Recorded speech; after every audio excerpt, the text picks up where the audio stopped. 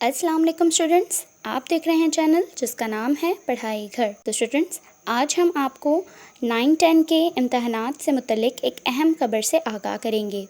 जैसा कि आप सब जानते हैं, कोरोना वायरस के फैलाव के खदशे की वजह से सिंध भर के तमाम निजी और सरकारी तालीमी इदारे 13 मार्च तक बंद हैं।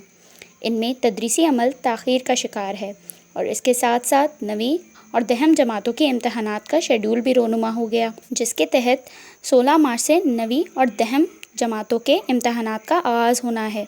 जब स्कूल्स बंद हैं तो एडमिट कार्ड और एनरोलमेंट कार्ड्स किस तरह स्कूल इंतज़ामिया तलबा में तकसीम करेंगे, इसी मसले से मुतल्लिक महकमा सिंध की स्टीयरिंग कमेटी का इजलास 7 मार्च को हुआ।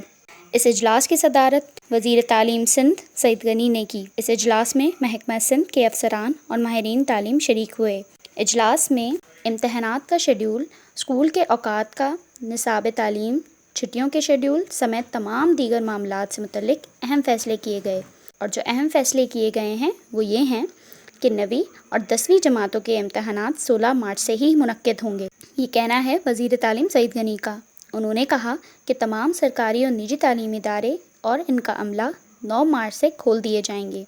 अलबत्ता तदरीसी अमल और बच्चों की तातीलात 13 मार्च तक ही होंगी। उन्होंने मज़ीद कहा कि तमाम स्कूल्स अपने एडमिट कार्ड्स बोर्ड से वसूल करके अपने तलबा को एडमिट कार्ड्स की फ़राहमी का फ़ौरी आगाज़ कर दें। तो स्टूडेंट्स, ये थी आज की अहम खबर कि 9 और मैट्रिक के जो इम्तहानात हैं वो अपने मुकर्ररा वक्त पर होंगे, यानी 16 मार्च से। आप अपनी तैयारी मुकम्मल रखें और अपनी तैयारी को इतना अच्छा कर लें कि आप इन इम्तहानात में बहुत अच्छे मार्क्स स्कोर कर सकें, क्योंकि आपने पढ़ना है और आगे बढ़ना है अपने लिए, अपने वालिदैन के लिए और इस मुल्क के लिए।